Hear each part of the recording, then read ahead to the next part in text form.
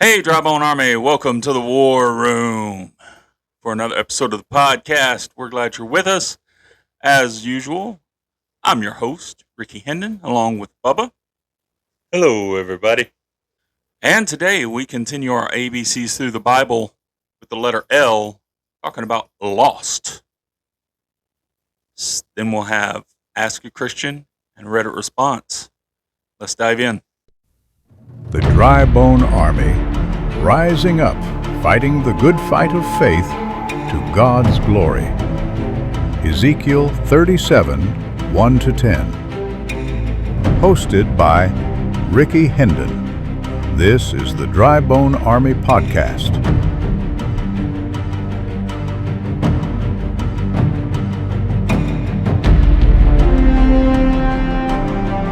All right, Drybone Army, we are talking lost. It's the letter L in our ABCs through the Bible. And people either were or are lost. But how? Are we missing? Is there something we're missing? I think that's kind of the point right there. We're missing something.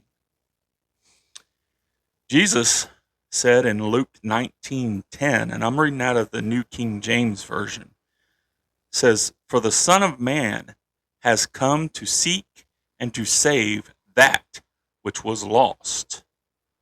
Now, I like reading that out of the New King James because I heard a pastor preach it once out of the New King James, and he said some things, tied some things together that made a lot of sense to me. And we have to go all the way back to the beginning. Bubba, would you read Genesis 1:26 and 27? Then God said, "Let us make man in our image, after our likeness, and let them have dominion over the fish of the sea, and over the birds of the heavens, and over the livestock, and over all the earth, and over every creeping thing that creeps on the earth." So God created man in his own image. In the image of God, he created him. Male and female, he created them. We were originally created in the image of God, but then sin entered the world. When sin was introduced, it covered up that image. We lost our being the image of God. Our image had became veiled by sin. What do I mean veiled? Well, think about Moses. Moses spent 40 days and 40 nights on the mountain of God. When he came down, he shone with the glory of God. That's in Exodus 34:29-33. When Moses came down from Mount Sinai with the 2 tablets of the testimony in his hand, as he came down from the mountain, Moses did not know that the skin of his face shone because he had been talking with God. Aaron and all the people of Israel saw Moses, and behold, the skin of his face shone. They were afraid to come near him. But Moses called to them, and Aaron and all the leaders of the congregation returned to him, and Moses talked to them. Afterwards, all the people of Israel came near, and he commanded them all that the Lord had spoken with him on Mount Sinai. And when Moses had finished speaking with them, he put a veil on his face. See, the people were afraid of the glory of God shining off of Moses. So he put a veil on, and he covered up the image of God, the light of God. So we, in our sin, have covered up the image of God in our lives.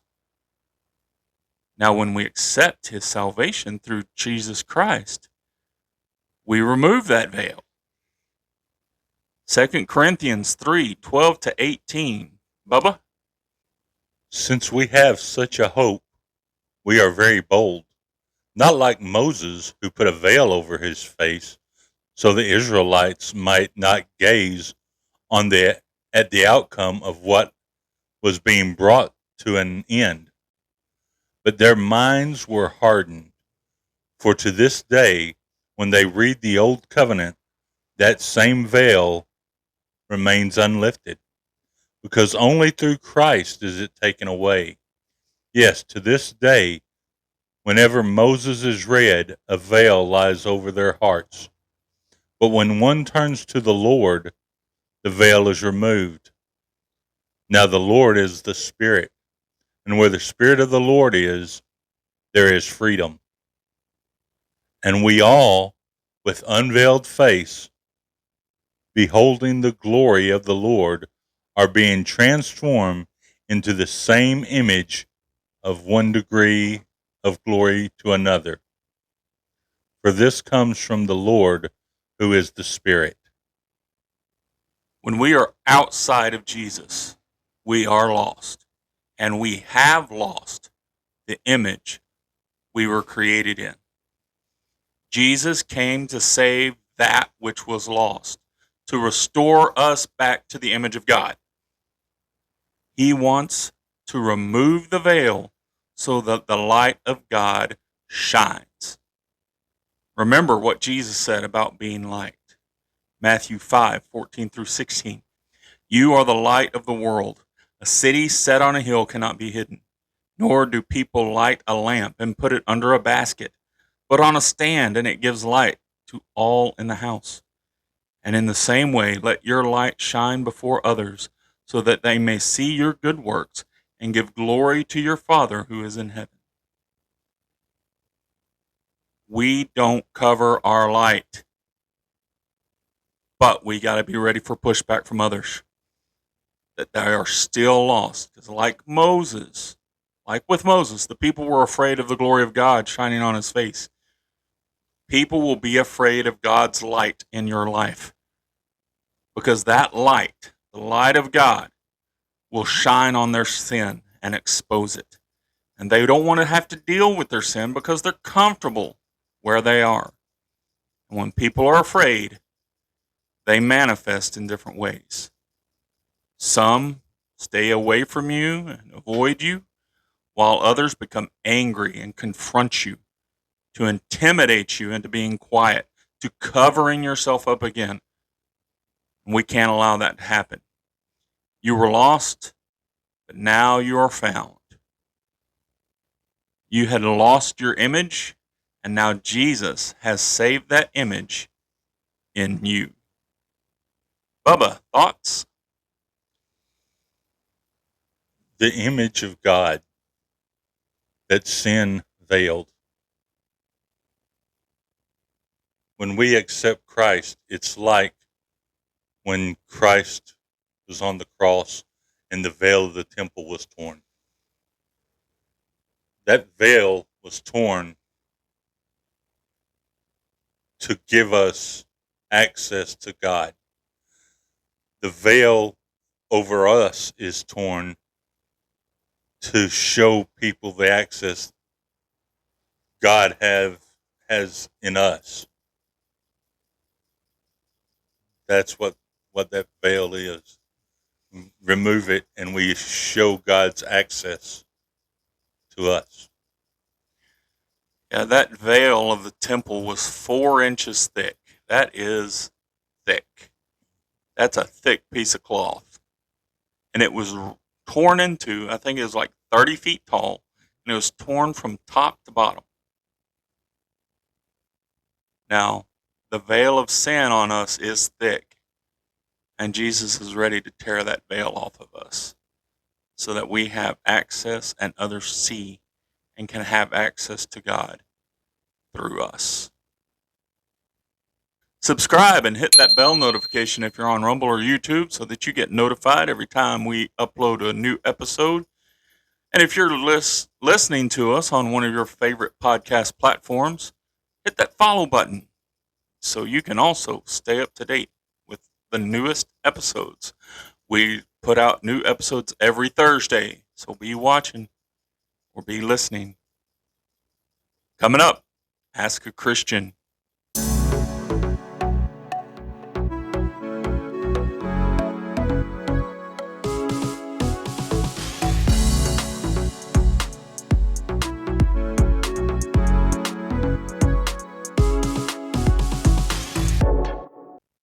All right, it's time for the Ask a Christian portion of the program. And this one is entitled, Can Journaling Be a Form of Prayer? OP writes, I haven't been praying much or reading the Bible as I should, and in my personal situation at this point, need to sprint to God. I'm not really a pray out loud person. I am more of a pray in my head or journal person. So is it okay if I pray by writing letters / journaling? And is it okay if I say I am just thinking and randomly praying in my head as I am in the middle of something? Is that okay? I say that in this sense that I understand that we have to bring God our full attention. Personally, I do. I journal my prayers a lot. Uh, the book of Psalms is full of prayers. Example, Psalm 5, 1 through 2. Bubba? Give ear to my words, O Lord. Consider my groaning. Give attention to the sound of my cry, my King and my God, for to you do I pray. You see, the psalmist in that one is praying. He's asking God to hear him. He's saying a prayer. And that was written out. That was a prayer written out. Saying prayers in your head. I say prayers in my head a lot also. Because not every situation is one for us to vocalize a prayer. 1 Thessalonians 5:17 says, pray without ceasing. If we were to pray verbally without ceasing, we might get a lot of strange looks. Some might even try to have us committed. So it's not wrong to journal your prayers or pray silently in your head. Situation. Pray without ceasing. You feel at that point you need to pray, but you're driving a car. Do you take your eyes off the road and close your eyes and fold your hands and say a prayer out loud? No. In your head, Father, thank you for keeping me safe on this road, or whatever you feel led to pray at that moment. You don't have to be saying that prayer out loud all the time. You can say your prayers in your car out loud if you want to, but it's not necessarily a situation where you have to. Bubba, you got thoughts? Prayer journaling is awesome. Not only can you write your prayers down and they still go to God, but later you can go back and look at all the prayers that have been answered in your life. So yes, writing your prayers is perfectly fine. In fact, you can find them online or order them from somewhere. Go to your local Christian bookstore and you can find a prayer journal. Prayer journals, yes. Where you're writing out the request, writing out the prayer, and then it gives a space for you to write a response that you've seen, how that prayer has been answered. So yeah, write it out, think about it, say it in your head. I know not all people are type to pray out loud. My wife is not one that likes to pray out loud. She does on occasion, but she doesn't like to. Click that like button. Every interaction helps us reach out further across the globe. It expands that algorithm so that we reach more people. The more you interact with us, the more we get to interact with others. So click that like button. Coming up, Reddit response.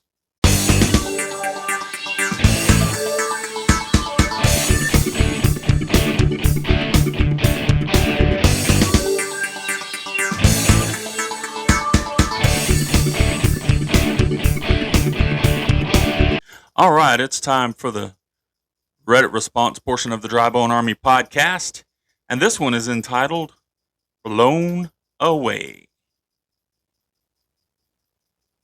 OP writes, this evening as I came from our church to my mother's house, I was looking at the yellow sunshine, the green trees waving in the breeze, feeling the warm summer breeze on my face, and thinking how small I am compared to all of this.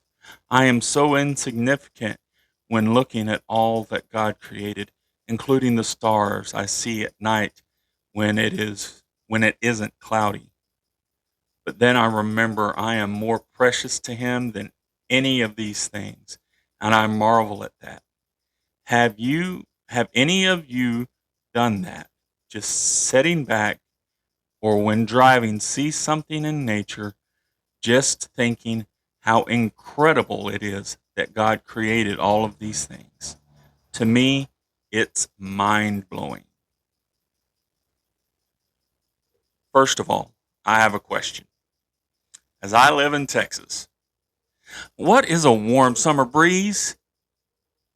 I mean, where I live right now, any breeze feels like standing in front of a hair dryer set on high heat. But but seriously, I am amazed at God's creation all the time. I have at times seen I can think of one particular time. I was coming home from work at a time when I worked night shift, and it was kind of a partly cloudy morning, and the sun was just coming up and breaking through the clouds, and it was just absolutely gorgeous. And I had to stop and take a picture of it. So, especially sunsets, absolutely beautiful. Storms on the horizon, I think, are absolutely beautiful. And the psalmist did this very thing a lot. Psalms 19, 1 through 2. Bubba? The heavens declare the glory of God, and the sky above proclaims his handiwork. Day to day pours out speech, and night to night reveals knowledge.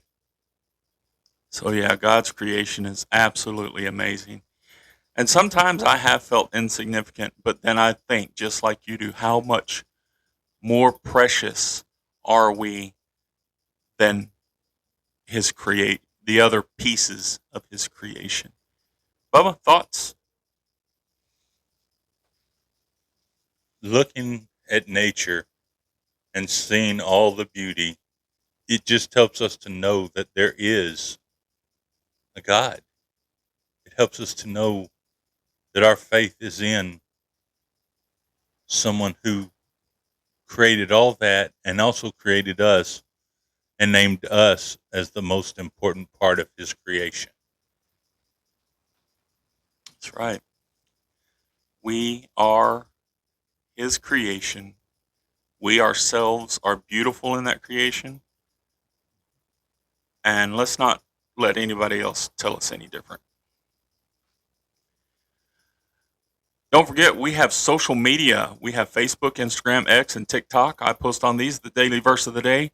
And we occasionally post some other content, such as show clips and outtakes every once in a while. Started playing some games. So we'll post those on our social media. So check that out. Like, comment, share, subscribe. Do all the things. You know what to do. Send us an email. What do you send us in that email? Well, send us a prayer request. We would love to know how we can pray for each one of you, members of the Dry Bone Army. Tell us, where in the world are you listening to us from? We would love to know that. We'd love to know where all our listeners are from. What platform are you using? Are you watching us on YouTube or Rumble, or are you just listening to us? Spotify, Apple Podcasts, Podbean, or one of your other favorite podcast platforms? Ask us a question. We would love to feature your question on the Ask a Christian segment. Another short one this time. Another short one, yeah. Not too bad. No. But it was a good one. Bubba, it's time to say goodbye. Goodbye, everybody. We love you. We'll see y'all in the next one. Bye. This has been the Dry Bone Army Podcast. You can email us at drybonearmyezekiel37@gmail.com. Thank you for joining us.